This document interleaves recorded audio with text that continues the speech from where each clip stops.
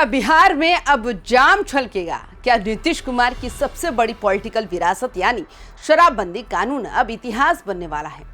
दोस्तों, बिहार की नई सरकार में सब कुछ ठीक नहीं चल रहा। सत्ता की कुर्सी पर अभी सम्राट चौधरी की पकड़ मजबूत हो रही थी कि उनके अपने ही साथियों ने एक ऐसा बम फोड़ा जिसकी गूंज पूरे पटना से लेकर दिल्ली तक सुनाई दे रही है। सवाल बड़ा है, जब सरकार एक है तो सुर अलग अलग क्यों? आखिर क्यों सम्राट चौधरी के ही विधायक साथी अब शराबबंदी को अव्यवहारिक और राजस्व का नुकसान बता रहे हैं? क्या बिहार में अब नीतीश मॉडल का सूर्यास्त होने वाला है? और सबसे बड़ी बात, क्या मुख्यमंत्री सम्राट चौधरी अपने ही सहयोगियों की इस बगावत को दबा पाएंगे या फिर बिहार में शराब की दुकानें फिर से खुलेंगी?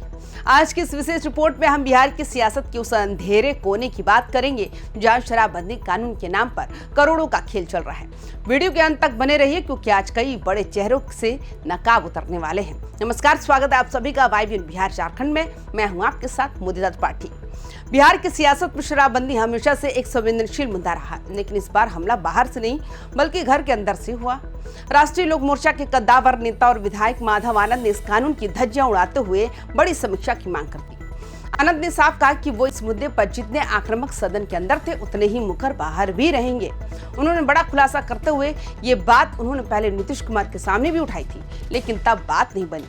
पर अब सम्राट चौधरी की सरकार है। माधव आनंद का मानना है कि बिहार जैसे लैंडलॉक राज्य में जहां चारों तरफ की सीमाएं दूसरे राज्यों से सटी हैं, वहां पूर्ण शराबबंदी का दावा सिर्फ कागजों पर है। हकीकत में बिहार को न केवल हजारों करोड़ों के राजस्व का नुकसान हो रहा है, बल्कि शराब का एक समानांतर ब्लैक मार्केट खड़ा हो गया। माधव आनंद ने जो कहा है वो बिहार के हर चौक चौराहे पर होने वाली चर्चा है। उन्होंने दबी जुबान में नहीं बल्कि दहाड़ कर कहा है कि बिहार की सीमाएं झारखंड, उत्तर प्रदेश, पश्चिम बंगाल और नेपाल से सटी हैं। ऐसे में पूर्ण शराबबंदी का दावा एक मजाक बनकर रह गया। क्या ये सच नहीं है कि बिहार के युवा आज पढ़ाई छोड़कर शराब की तस्करी की शॉर्टकट रास्ते पर निकल पड़े हैं? विधायक माधव आनंद का इशारा साफ था कि नीतीश कुमार ने जिस मंशा से कानून बनाया था, आज उसका ठीक उल्टा हो रहा है। पुलिस थानों में बैठकर केस सुलझाने के बजाय बोतल की गिनती कर रही है। अब सम्राट चौधरी को यह तय करना है कि क्या वो फाइलों वाली शराबबंदी को ढोएंगे या धरातल वाली हकीकत को स्वीकार करेंगे। माधव आनंद के तर्क काफी मजबूत नजर आते हैं। उनका कहना है बिहार जैसे पिछड़े राज्य को पैसे की सख्त जरूरत है और शराबबंदी की वजह से जो राजस्व खजाने में आना चाहिए था वो माफियाओं की जेब में जा रहा है। 2026 की इस नई राजनीतिक लहर में अब ये सवाल उठने लगा है, क्या बिहार सच में शराब मुक्त है? क्या हर गली कूचे में होम डिलीवरी नहीं हो रही? सहयोगी दल के विधायक ने मुख्यमंत्री सम्राट चौधरी से उम्मीद जताई है कि वे राजनीतिक इच्छा शक्ति दिखाएंगे, यानी कि सीधा साधा संदेश है कि अब नीतीश मॉडल की रैलिंग पकड़कर चलने की जरूरत नहीं है, बल्कि बिहार के आर्थिक हित में कड़े और कड़वे फैसले लेने का वक्त आ गया है। लेकिन क्या सम्राट चौधरी इतना बड़ा रिस्क लेंगे? माधव आनंद ने एक बहुत ही टेक्निकल पॉइंट उठाया। बिहार एक लैंड लॉक्ड राज्य है, यानी हमारे पासपोर्ट या समुद्र नहीं है जहां से हम बहुत बड़ा ट्रेड कर सके। हमारी कमाई का जरिया खेती और राजस्व है। आनंद का कहना है कि शराबबंदी के कारण जो 5,000 से 10,000 करोड़ का सालाना राजस्व बिहार सरकार को मिल सकता था, वो आज पड़ोसी राज्यों और शराब माफियाओं की जेब में जा रहा है। क्या सम्राट चौधरी की सरकार इतने बड़े आर्थिक नुकसान को नजरअंदाज कर सकती है? एक तरफ हमें विशेष राज्य की दर्जे की मांग करते हैं और दूसरी तरफ अपने ही राजस्व के द्वार बंद कर रखे हैं। माधव आनंद ने इसी विरोधाभास पर उंगली उठाई है। क्या बिहार के विकास के लिए यह नैतिकता का चश्मा उतारना जरूरी हो गया है? जैसे ही माधव आनंद का बयान वायरल हुआ, राष्ट्रीय लोक मोर्चा के भीतर हड़कंप मच गया। पार्टी के आधिकारिक प्रवक्ता बृजेंद्र कुमार को तुरंत सामने आना पड़ा और उन्होंने इसे आनंद की व्यक्तिगत राय बताकर पल्ला झाड़ लिया। यहाँ तक कि पार्टी अध्यक्ष उपेंद्र कुशवाहा ने भी साफ कर दिया कि बिहार में राजनीति अभी नीतीश मॉडल के तहत ही चलेगी।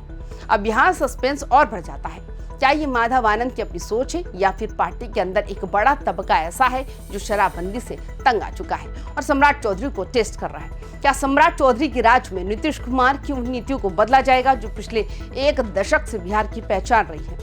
दिलचस्प बात देखिए, एक तरफ माधव आनंद समीक्षा की मांग कर रहे हैं तो दूसरी तरफ उनकी अपनी पार्टी के अध्यक्ष उपेंद्र कुशवाहा नीतीश मॉडल की कसम खा रहे हैं। आखिर ये विरोधाभास क्यों? राजनीतिक विश्लेषकों का मानना है कि ये सम्राट चौधरी की चाणक्य नीति भी हो सकती है। क्या सम्राट चौधरी अपने सहयोगियों के जरिए जनता का मूड भांप रहे हैं? क्या ये सोची समझी रणनीति है कि पहले गठबंधन के छोटे दलों से विरोध के सुर उठाए जाए और फिर जनता की मांग बताकर कानून में ढील दी जाए? क्योंकि सम्राट चौधरी जानते हैं अगर उन्होंने सीधे तौर पर शराबबंदी हटाई तो नीतीश कुमार और महिला वोटर उनसे चिटक सकते हैं। इसलिए ये चेक एंड बैलेंस का खेल बिहार की सियासत को किसी नए मोड़ पर ले जा सकता है। बिहार के नए मुख्यमंत्री सम्राट चौधरी के लिए ये किसी अग्नि परीक्षा से कम नहीं है। एक तरफ उन्हें अपने योगी मॉडल वाले कड़े शासक को छवि बनाए रखनी है और दूसरी तरफ गठबंधन के साथियों की बढ़ती महत्वाकांक्षाओं को शांत रखना है। अगर वे शराबबंदी की समीक्षा करते हैं तो नीतीश कुमार नाराज हो सकते हैं और अगर नहीं करते हैं तो राजस्व का घाटा और माफियाओं का बढ़ता जाल उनकी सरकार पर सवाल खड़े करेगा।